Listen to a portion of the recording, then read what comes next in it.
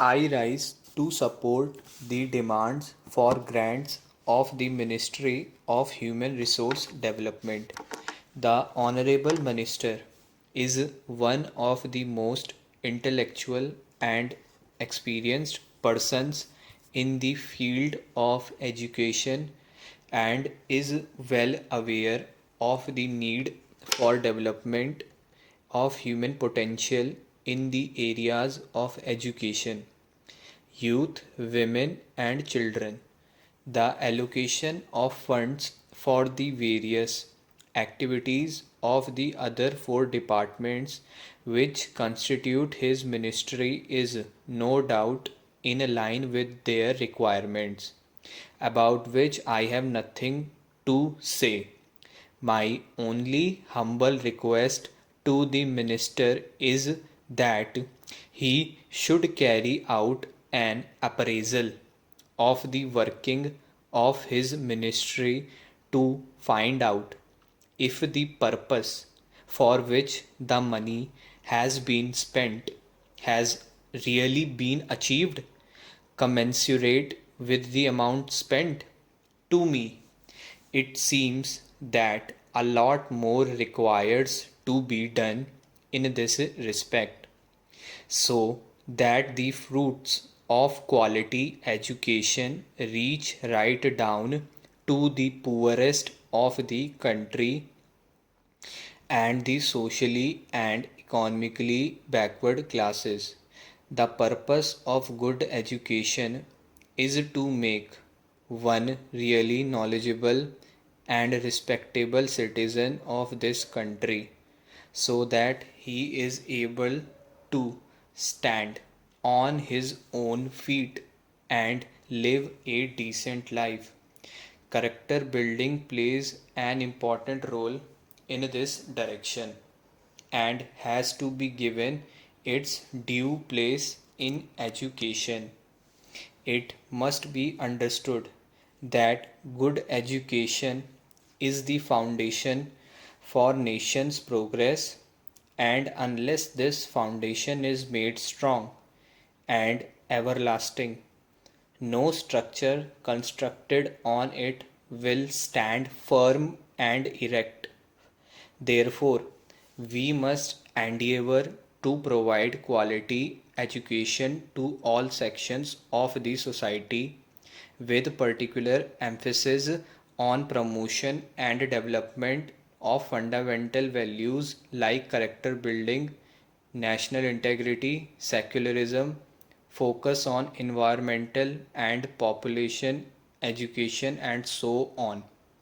It is all the more important that the socially and economically backward classes, who form the bulk of our population, are drawn into the mainstream of educational activities so that they also contribute their mite to the nation's prosperity.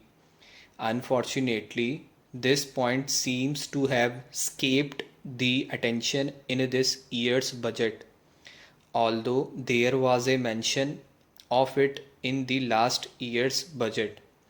The Honorable Minister himself is dedicated to the cause of education, and there is hardly anything more that I can tell him.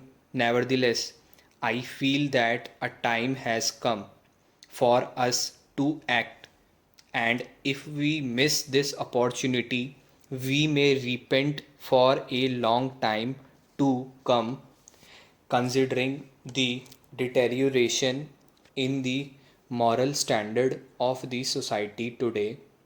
Special emphasis has to be laid on character building in our educational system.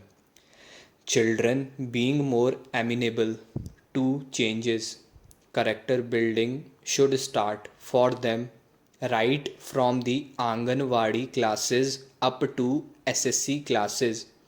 If children are constantly told about what is good for the country and also what is good for them, it will have a great impact on them. The help of Anganwadi workers who do not have work in the evening can be taken to coach children of first and second standards by telling them stories of great people and their work.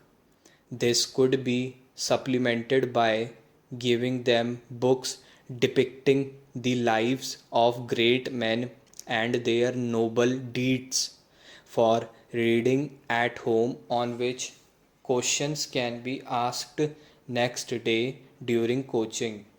Once a week audio visual presentation can be arranged on the lives and noble deeds of great men.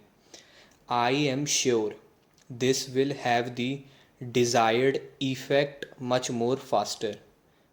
With all the money that is spent on education, who are the people who really get the benefits? If we ponder over this aspect, we will find that it is the affluent few and those where both husband and wife are working who are able to reap the benefits because they have all the money with them to get whatever they want.